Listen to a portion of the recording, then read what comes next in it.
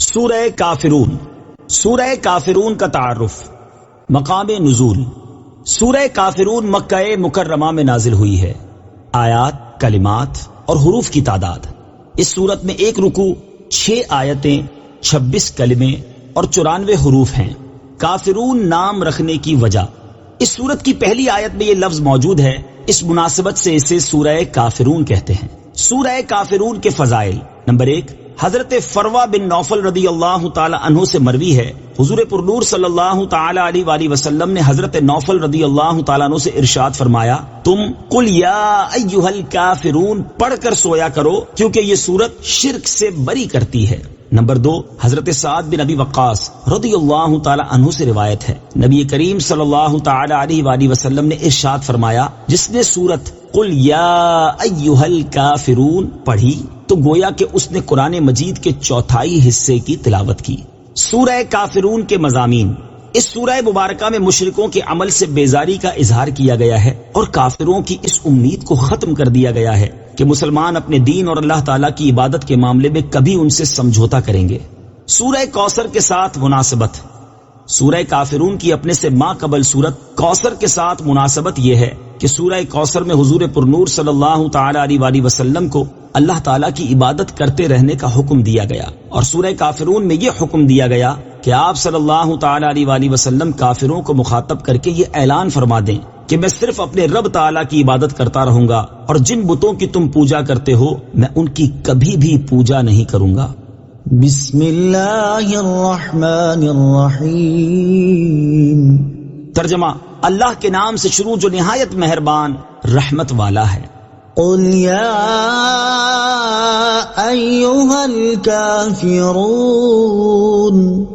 لا اعبد ما تعبدون ولا انتم عابدون ما اعبد ولا انا عابد ما عبدتم ولا انتم عابدون ما اعبد لکم دینکم ولی دین.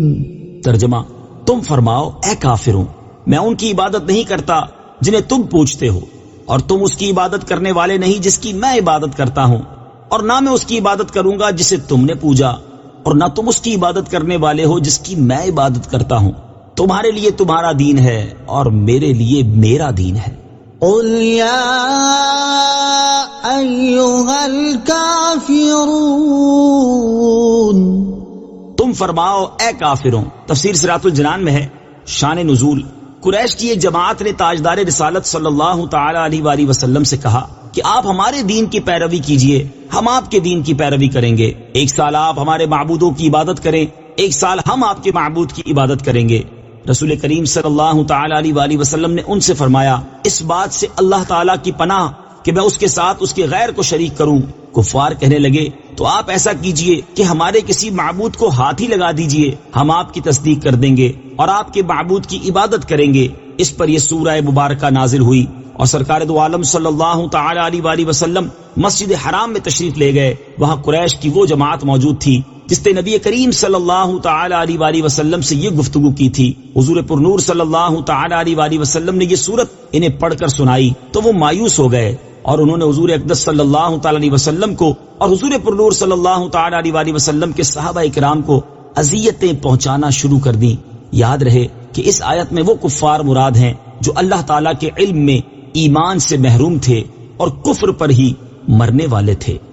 سورہ کافرون کے شان نزول سے حاصل ہونے والی معلومات. اس سے چند باتیں معلوم ہوئیں. نمبر 1، کفار سے دینی صلح حرام بلکہ کئی صورتوں میں کفر ہے. نمبر 2، کفار کے بتوں اور ان کے مذہبی ایام کی قابل تعظیم سمجھتے ہوئے ان کی تعظیم کرنا کفر ہے. نمبر 3، مومن کے دل میں کفار کی ہیبت نہیں ہونی چاہیے. نمبر 4، کفار کو شرعی عذر کے بغیر اچھے القاب سے یاد نہ کیا جائے. نمبر 5، کافر کو بوقت ضرورت موقع محل کی مناسبت سے کافر کہنا درست بلکہ اسلوب قرآنی کے موافق ہے. ولا أنا عابد ما عبدتم اور نہ میں اس کی عبادت کروں گا جسے تم نے پوجا. تفسیر صراط الجنان میں ہے. اس سے چند باتیں معلوم ہوئی. نمبر 1، انسان دنیاوی معاملات میں نرم ہو مگر دین میں انتہائی مضبوط ہو تاکہ کفار اس سے مایوس ہوں. نمبر 2، حضور اقدس صلی اللہ تعالی علیہ وآلہ وسلم کو اپنے مستقبل کی خبر تھی کہ وہ کبھی کفر، شرک اور فسق نہیں کر سکتے.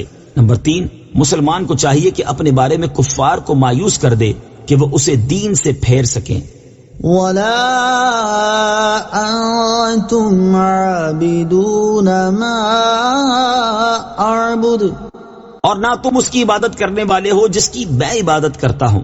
تفسیر صراط الجنان میں ہے. اس سے معلوم ہوا کہ اللہ تعالیٰ نے اپنے حبیب صلی اللہ تعالی علیہ وآلہ وسلم کو لوگوں کے اچھے برے خاتمے کی خبر دی ہے کہ کون کفر پر مرے گا اور کسے ایمان پر موت آئے گی، کیونکہ یہاں کلام ان کفار سے ہو رہا ہے جو کفر پر مرنے والے تھے.